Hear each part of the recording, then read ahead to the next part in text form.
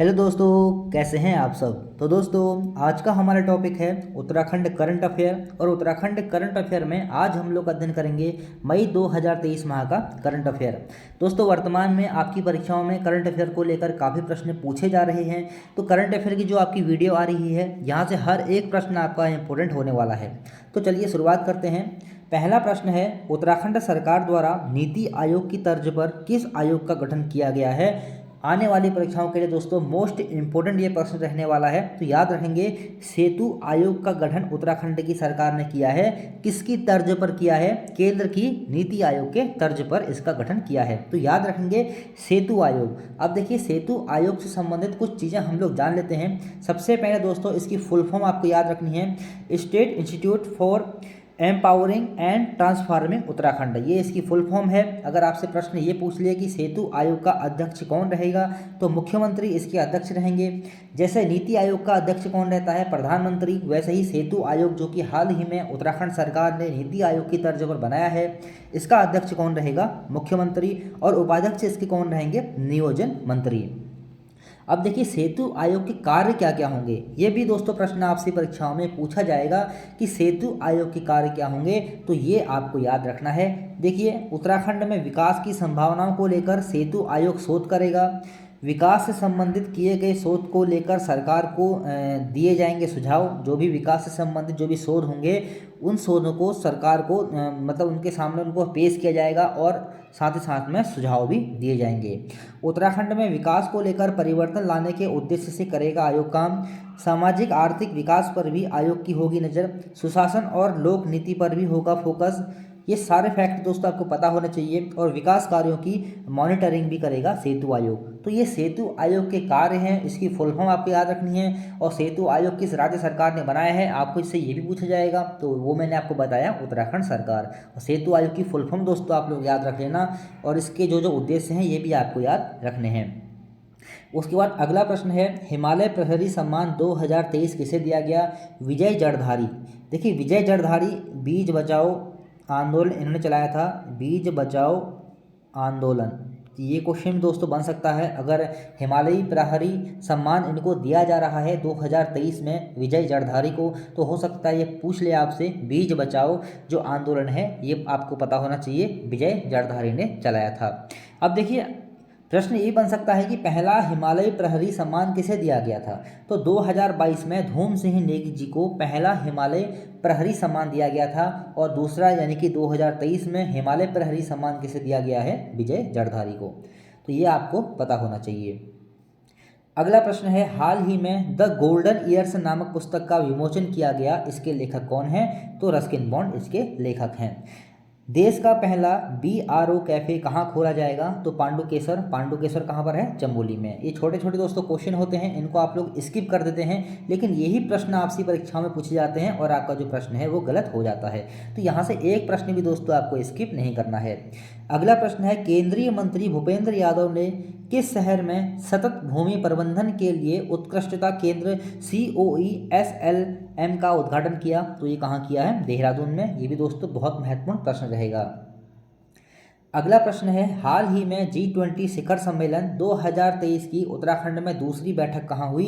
तो देखिए, नरेंद्र नगर टिहरी। देखिए, इसकी पहले चर्चा ऋषिकेश में भी की गई थी कि इसकी दूसरी बैठक ऋषिकेश में होगी। अब देखिए, यहाँ पर आपको ऑप्शन वहाँ पर ऐसे चूज करने हैं कि हो सकता है वहाँ पर ऋषिकेश दे दे ऑप्शन में, लेकिन देखिए जो इसकी बैठक हुई है वो नरेंद्र नगर टिहरी में हुई है। दूसरी बैठक, पहली बैठक कहाँ हुई थी? रामनगर में। और दूसरी बैठक कहाँ हुई? नरेंद्र नगर टिहरी में। तो ये बैठक कब से कब तक हुई है, डेट भी आपको याद रखनी है। 24 व 25 मई को ये बैठक होती है। अगर पूछ ले कि ये किस चीज़ के ऊपर ये बैठक हुई थी या इसका उद्देश्य क्या था, तो एंटी करप्शन वर्किंग ग्रुप। ये दो तीन चीज़ें हैं यहाँ पर से G20 को लेकर, G20 की दूसरी बैठक को लेकर। पहला क्या है, इसकी बैठक कहाँ हुई? आपका उत्तर क्या हो जाएगा? नरेंद्र नगर टिहरी में। दूसरा, आपको डेट पता होनी चाहिए, 24 व 25 मई। तीसरा, इसका उद्देश्य या फिर ये किस विषय पर ये बैठक की गई? एंटी करप्शन वर्किंग ग्रुप पर। तो ये तीन चीज़ें आपको याद होनी चाहिए G20 जो दूसरी बैठक होती है नरेंद्र नगर टिहरी में। अब देखिए पहली बैठक कहाँ होती है, पहली बैठक हुई थी रामनगर में, और कब से कब तक हुई थी ये डेट दोस्तों आपको पता होनी चाहिए, 26 से 28 मार्च इसकी डेट रहेगी। अब देखिए पहली बैठक का उद्देश्य क्या था, बैठक का उद्देश्य G20 के सदस्य देशों के मुख्य वैज्ञानिक सलाहकारों और उनके समकक्षों के साथ साथ आमंत्रित देशों को एक साथ लाना है। तो देखिए यहाँ पर से जो G20 की बैठकें आ रही हैं, यहाँ से आपको ये याद रखना है कि बैठक कहाँ हुई थी और कब हुई थी, और उन बैठकों में उस बैठक का उद्देश्य या फिर विषय क्या था, ये भी दोस्तों आपको पता होना चाहिए। ऐसे ही प्रश्न दोस्तों एग्जाम में पूछे जाएंगे। अगला प्रश्न है, हाल ही में उत्तराखंड की किस अभिनेत्री को fresh face of Bollywood award से सम्मानित किया गया, तो आरुषि निशंक को। अगला प्रश्न है, स्मार्ट स्कूल स्मार्ट ब्लॉक कार्यक्रम शुरू करने वाला उत्तराखंड का पहला जिला कौन सा है, चंपावत। मोस्ट इंपोर्टेंट दोस्तों प्रश्न है, आने वाली परीक्षाओं में आपसे पूछा जाएगा। मुख्यमंत्री धामी जी ने इस कार्यक्रम को शुरू किया है, तो आपको याद रखना है।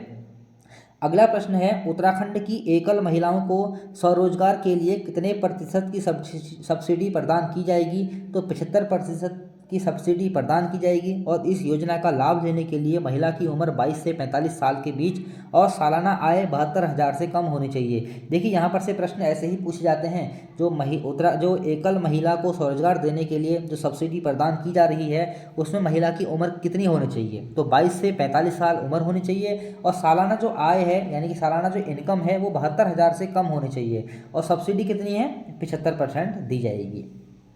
अगला प्रश्न है, देश की पहली पश्मीना प्रमाणन लैब की स्थापना कहाँ की गई है, तो कहाँ की गई है, देहरादून में। अगला प्रश्न, राष्ट्रीय आपदा प्रतिक्रिया बल NDRF का पहला पर्वतारोहण अभियान साहस 2023 का आयोजन कहाँ किया गया, तो आपका उत्तर क्या हो जाएगा, उत्तरकाशी में। आपसे दोस्तों ऐसे भी प्रश्न पूछा जा सकता है कि साहस 2023 क्या है, तो आपको पता होना चाहिए राष्ट्रीय आपदा प्रतिक्रिया बल यानी कि NDRF का पहला पर्वतारोहण अभियान साहस 2023 ऐसे करके भी आपसे ये प्रश्न पूछा जा सकता है। तो कहाँ हुआ था, उत्तरकाशी में। अगला प्रश्न है, हाल ही में राष्ट्रीय होम्योपैथिक सम्मेलन होम्योकॉन 2023 का आयोजन कहाँ किया गया, तो ये कहाँ किया गया है, देहरादून में। अगला प्रश्न मोस्ट इंपोर्टेंट, आने वाली परीक्षाओं में दोस्तों आपको देखने को मिलेगा। हाल ही में प्रधानमंत्री नरेंद्र मोदी द्वारा उत्तराखंड में पहली वंदे मातरम एक्सप्रेस ट्रेन का उद्घाटन किया गया, यह कहां से कहां तक चलेगी। बहुत महत्वपूर्ण दोस्तों प्रश्न है। तो देहरादून से नई दिल्ली तक उत्तराखंड की जो पहली वंदे मातरम ट्रेन है वो कहां से कहां तक चलेगी, देहरादून से नई दिल्ली तक। अगला प्रश्न है, राज्य के किस आश्रम को आध्यात्मिक और ध्यान केंद्र के रूप में विकसित किया जा रहा है, तो डोल आश्रम। और डोल आश्रम कहाँ पर है, अल्मोड़ा में। देखिए डोल आश्रम की स्थापना 1990 में होती है, किसके द्वारा की गई, परम योगी कल्याण दास जी के द्वारा ये की गई थी डोल आश्रम की स्थापना। बहुत ही सुंदर जगह है डोल आश्रम अल्मोड़ा में, बहुत ही मतलब कोई भी अगर वहाँ जाए तो उसका वहाँ से आने का मन नहीं करेगा, बहुत ही सुंदर जगह है डोल आश्रम। कहाँ पर है, अल्मोड़ा में। स्थापना 1990 में किसने की थी, परम योगी कल्याण दास जी ने। अगला प्रश्न है, हाल ही में उत्तराखंड के किन स्थानों को जैव विविधता विरासत स्थल घोषित किया गया, तो दोस्तों ये आपको याद रखने हैं, ऐसे प्रश्न बनते हैं एग्जाम में। देखिए पिथौरागढ़ जिले का थलकेदार व दुगतू और उत्तरकाशी का कंडारा बुग्याल व खेड़ाताल, तो ये दोस्तों आपको याद रखने हैं। पिथौरागढ़ जिले का थलकेदार और दुगतू और उत्तरकाशी का कंडारा बुग्याल व खेड़ाताल।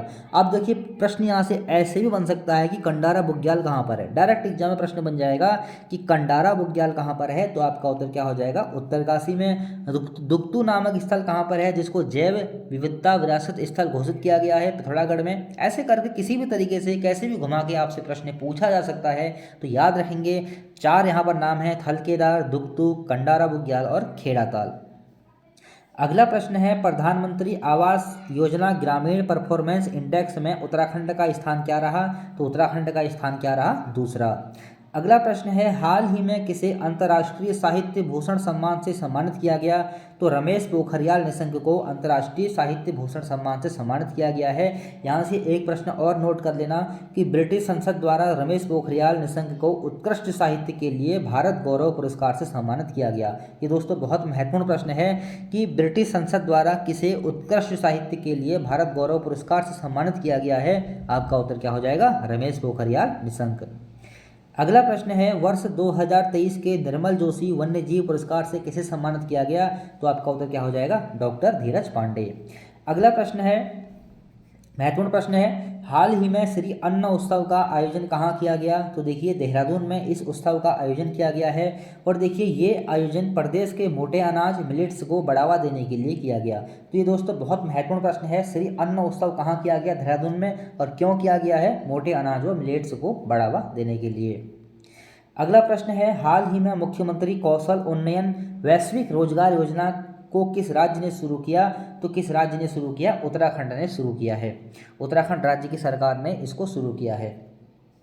अगला प्रश्न है, हाल ही में मुख्यमंत्री धामी जी द्वारा पेज रिपोर्टिंग ऐप जारी किया गया, जिसका उद्देश्य है, देखिए इसका उद्देश्य क्या है? सड़कों को गड्ढा मुक्त बनाने से। ये क्वेश्चन दोस्तों बहुत महत्वपूर्ण है, आने वाली परीक्षाओं में आपको देखने को मिलेगा। हो सकता है आपको ये प्रश्न इंपॉर्टेंट ना लग रहा हो, आप सोच रहे होंगे कि सड़कों को गड्ढा बनाने के लिए ऐसा प्रश्न कैसे बन सकता है, लेकिन ऐसे ही प्रश्न एग्जाम में बन जाते हैं। तो आपको पता होना चाहिए कि पेज रिपोर्टिंग जो ऐप है उसको जो जारी किया गया है उसका उद्देश्य क्या है? इसका उद्देश्य क्या है? सड़कों को गड्ढा मुक्त बनाने के लिए।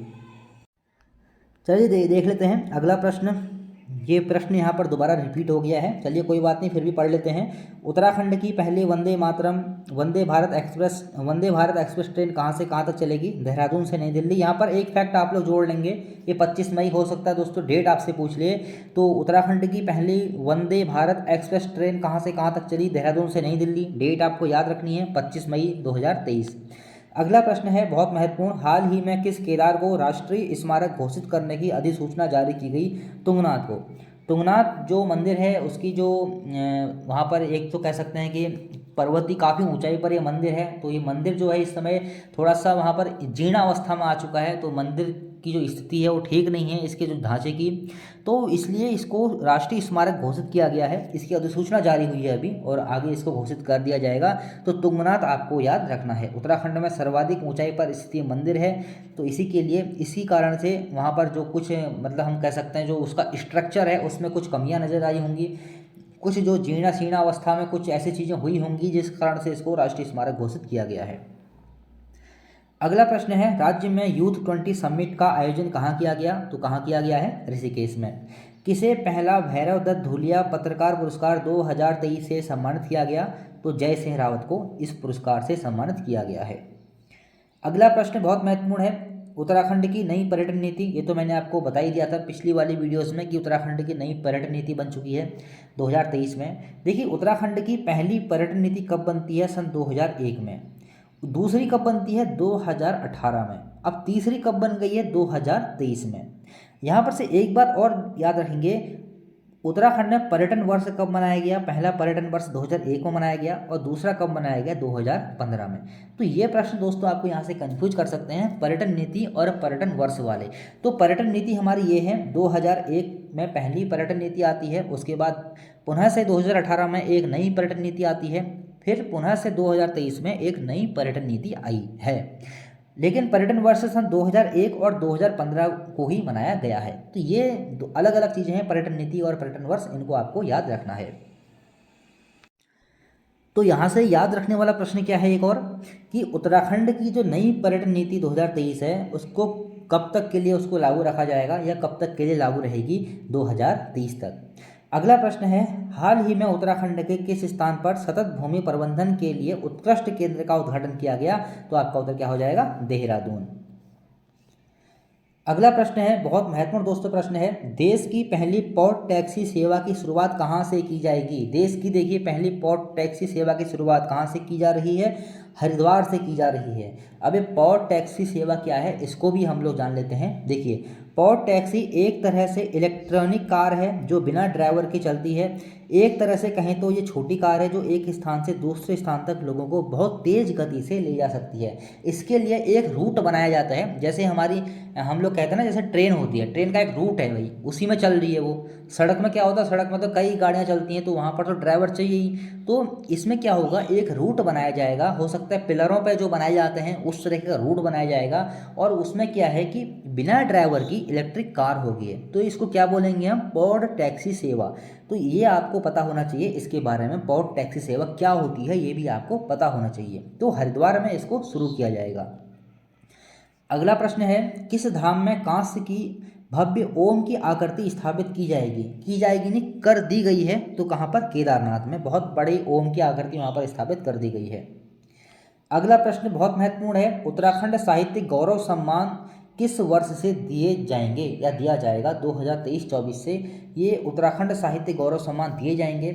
और देखिए यहाँ पर से दो प्रश्न आते हैं, एक आता है उत्तराखंड गौरव सम्मान, ये दोस्तों अभी हाल ही के प्रश्न में आपसे पूछा भी गया है, 2021 से इस सम्मान को दिया गया था। ये प्रश्न आगामी आपके जो पिछले पेपर हो चुके हैं वहाँ पर इस प्रश्न को पूछ भी लिया गया है कि उत्तराखंड गौरव सम्मान कब से दिए जा रहे हैं। तो 2021 इसका सही उत्तर है।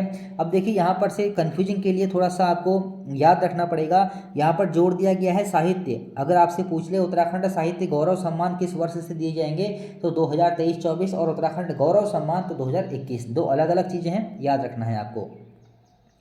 अगला प्रश्न है, हाल ही में उत्तराखंड के किस स्थान पर सबसे बड़ा औद्योगिक कॉरिडोर बनाने की घोषणा की गई है? तो किच्छा, और किच्छा किस जनपद में आता है? उधम सिंह नगर में। अगला प्रश्न महत्वपूर्ण है, हाल ही में मुख्यमंत्री धामी जी द्वारा साइबर एनकाउंटर पुस्तक का विमोचन किया गया, इसके लेखक कौन हैं? तो देखिए डीजीपी अशोक कुमार इसके लेखक हैं। अगला प्रश्न देखिए, हाल ही में केंद्र सरकार द्वारा उत्तराखंड के किस स्थान पर इंटीग्रेटेड एक्वा पार्क बनाने के लिए मंजूरी प्रदान की गई है? तो कहाँ पर? सितारगंज में। और सितारगंज किस जनपद में आता है? उधम सिंह नगर जनपद में। अगला प्रश्न बहुत महत्वपूर्ण है, देश में पहला पशुपतिनाथ मंदिर कहाँ बनाया जाएगा? देखिए देश की बात हो रही है, देश में पहला पशुपतिनाथ मंदिर कहाँ बनाया जाएगा? पौड़ी गढ़वाल में। देखिए अभी तक पशुपतिनाथ मंदिर कहाँ पर है? प्रसिद्ध जो पशुपतिनाथ मंदिर कहाँ पर है? वो नेपाल में है। तो अब देखिए देश में यानी कि भारत में पहला पशुपतिनाथ मंदिर कहाँ बनाया जा रहा है? उत्तराखंड के पौड़ी गढ़वाल में। अगला प्रश्न है, उत्तराखंड की अंकिता ध्यानी ने 26वें राष्ट्रीय सीनियर फेडरेशन कप 2023 में कौन सा पदक जीता है? तो गोल्ड मेडल जीता है। अगला प्रश्न है, हाल ही में राज्य सरकार के द्वारा प्रदेश के किस स्थान पर ट्विन सिटी बनाने की घोषणा की गई है? तो देहरादून में। ये क्वेश्चन दोस्तों महत्वपूर्ण है, ट्विन सिटी याद रखेंगे, देहरादून। अगला प्रश्न है, हाल ही में रस्किन बॉन्ड ने अपना जन्म दिवस पर कौन सी पुस्तक का विमोचन किया? तो देखिए all time favourite nature stories. दो पुस्तकें देखिए यहाँ पर रस्किन बॉन्ड की आ गई हैं, याद रखेंगे। चलिए एक प्रश्न मैं आपके लिए छोड़ता हूँ, आपके लिए प्रश्न ये है कि रस्किन बॉन्ड का जन्म कब होता है और कहाँ होता है? जन्म कब और कहाँ हुआ था, ये आपको कमेंट करके नीचे कमेंट बॉक्स में बताना है। तो रस्किन बॉन्ड की दो रचनाएं देखिए यहाँ पर आ गई हैं और महत्वपूर्ण भी रहेंगी, हो सकता है आने वाले परीक्षाओं में आपसे प्रश्न पूछ ले। आपको कमेंट करके बताना है कि रस्किन बॉन्ड का जन्म कब हुआ था और कहाँ हुआ था। अगला प्रश्न, उत्तराखंड के किस जिले में क्रैच सेंटर का उद्घाटन किया गया? तो देखिए उत्तराखंड के देहरादून जनपद में क्रैच सेंटर का उद्घाटन किया गया है। अब देखिए क्रैच सेंटर क्या है, ये दोस्तों आपको याद रखना है। देखिए जो भी योजना होती है, कोई भी चीज़ अगर राज्य में शुरू की जाती है तो उसके बारे में आपको पता होना चाहिए। जरूरी नहीं है कि यही प्रश्न बने कि इस योजना को किस सरकार ने लागू किया। प्रश्न ये भी बन सकता है कि जो योजना लागू की गई है ये योजना आखिर में है क्या? तो देखिए क्रैच सेंटर, जिसे चाइल्ड केयर सेंटर के नाम से भी जाना जाता है, एक ऐसी सुविधा है जो माता पिता को अपने बच्चों को नौकरी पर जाने के दौरान छोड़ने में सक्षम बनाती है।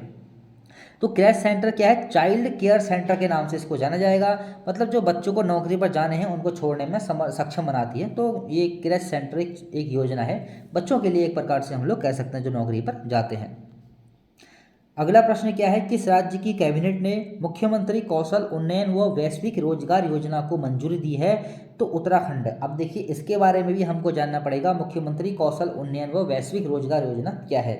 देखिए इसके बारे में हम लोग थोड़ा जान लेते हैं। इस योजना के अंतर्गत युवाओं को विदेशों में रोजगार उपलब्ध हो, इसके लिए ट्रेनिंग उपलब्ध करवाई जाएगी तथा इसके अलावा सरकार के द्वारा विदेशों में रोजगार उपलब्ध करवाने वाली कंपनियों को भी प्रस्ताव भेजा जाएगा। तो कुल मिलाकर जो मुख्यमंत्री कौशल उन्नयन व वैश्विक रोजगार योजना है उनमें क्या होगा, जो युवा होंगे उनको ट्रेनिंग कराई जाएगी विदेशों में नौकरी करने के लिए, और जो विदेशों में जो कंपनियां हैं उनसे भी संपर्क कराया जाएगा। जो नौकरियों के लिए जो छात्र ट्रेनिंग कर रहे हैं संपर्क किया जाएगा विदेशी कंपनियों के लिए। तो ये आपको याद रखना है, मुख्यमंत्री कौशल उन्नयन व वैश्विक रोजगार योजना। अगला प्रश्न है, हाल ही में उत्तराखंड के किस धाम में 5G सेवा का शुभारंभ किया गया? तो उत्तर क्या हो जाएगा? गंगोत्री। अगला है, आओ हम सब योग करें अभियान की शुरुआत उत्तराखंड के किस जिले से शुरू की गई है? तो अल्मोड़ा से। अगला प्रश्न, कोदा झंगोरा खाएंगे, आत्मनिर्भर उत्तराखंड बनाएंगे, नारा देने वाले व्यक्ति कौन हैं? तो भगत सिंह कोश्यारी। दोस्तों ऐसे प्रश्न भी कभी कभी बन जाते हैं, ऐसे प्रश्न को आप लोग बिल्कुल भी इग्नोर नहीं कर सकते हैं। तो ये आपको याद रखना है, कोदा झंगोरा खाएंगे, आत्मनिर्भर उत्तराखंड बनाएंगे, नारा किसने दिया? भगत सिंह कोश्यारी ने। अगला प्रश्न है, बहुत महत्वपूर्ण दोस्तों प्रश्न है, केंद्र सरकार द्वारा शुरू की गई वाइब्रेंट विलेज योजना में अब तक उत्तराखंड के 51 गांवों को शामिल किया गया है। यह योजना क्या है? देखिए इस योजना के बारे में हम लोग जानते हैं।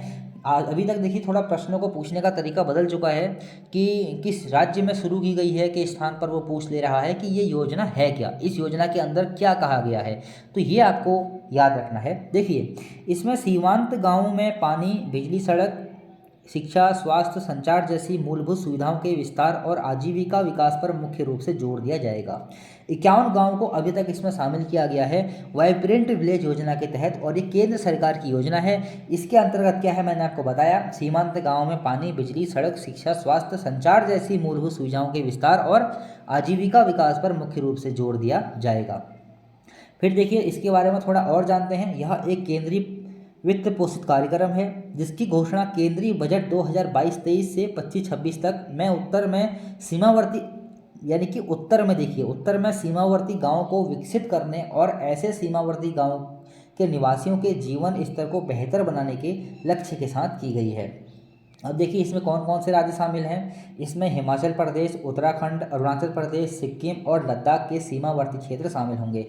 यानी कि जो उत्तर की ओर जो हमारे राज्य हैं, पर्वतीय राज्य हैं, वो राज्य इसमें शामिल हैं। इसके तहत 2963 गाँव को कवर किया जाएगा, जिनमें से 663 को पहले चरण में कवर किया जाएगा। फिर देखिए ग्राम पंचायतों की सहायता से जिला प्रशासन द्वारा वाइब्रेंट विलेज एक्शन प्लान बनाए जाएंगे। वाइब्रेंट विलेज प्रोग्राम की वजह से सीमा क्षेत्र विकास कार्यक्रम के साथ ओवरलैप की स्थिति उत्पन्न नहीं होगी। तो ये कुछ इससे संबंधित फैक्ट हैं जो कि आपको याद रखने हैं। और देखिए इसका उद्देश्य क्या है, वाइब्रेंट जो योजना है, यह योजना उत्तरी सीमा पर सीमावर्ती गाँव के स्थानीय प्राकृतिक, मानव तथा अन्य संसाधनों के आधार पर आर्थिक चालकों की पहचान एवं विकास करने में सहायता करेगी। अगला क्या है, सामाजिक उद्यमिता को बढ़ावा देने, कौशल विकास तथा उद्यमिता के माध्यम से युवाओं एवं महिलाओं के सशक्तिकरण के माध्यम से हब एंड स्पोक मॉडल पर आधारित विकास केंद्रों का विकास करना, ये भी इसमें शामिल है।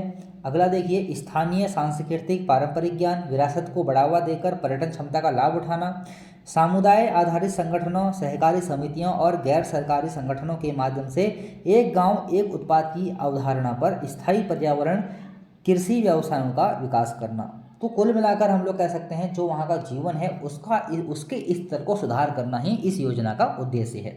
तो दोस्तों ये जो हमारा मई माह का करंट अफेयर था ये कंप्लीट हुआ। फेसबुक पेज से दोस्तों आप लोग हमारे जुड़ जाइए, लिंक के नीचे डिस्क्रिप्शन में दिया हुआ है। व्हाट्सअप नंबर दोस्तों मैंने दिया हुआ है नीचे, अगर आपको मुझसे कुछ पूछना होता है तो आप लोग मुझे व्हाट्सअप पर मैसेज कर सकते हैं। व्हाट्सअप पर मैसेज ही करना, क्योंकि कॉल अटेंड नहीं हो पाती है, बहुत सारी कॉल्स आ जाती हैं तो कॉल अटेंड नहीं हो पाती है। आप लोग व्हाट्सअप पर मैसेज कीजिए, जो भी आपकी दुविधा है, कुछ भी आपको पूछना है तो आप लोग मुझे व्हाट्सअप पर मैसेज कर सकते हैं।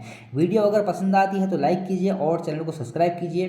कुछ भी अगर आपको पूछना होता है तो आप लोग इसी वीडियो के नीचे डिस्क्रिप्शन बॉक्स में या कमेंट बॉक्स में आप लोग कमेंट बॉक्स में कमेंट कर दीजिए और मैं उसका उत्तर आपको दे दूंगा। दोस्तों मिलते हैं अगली वीडियो में, आज के लिए इतना ही।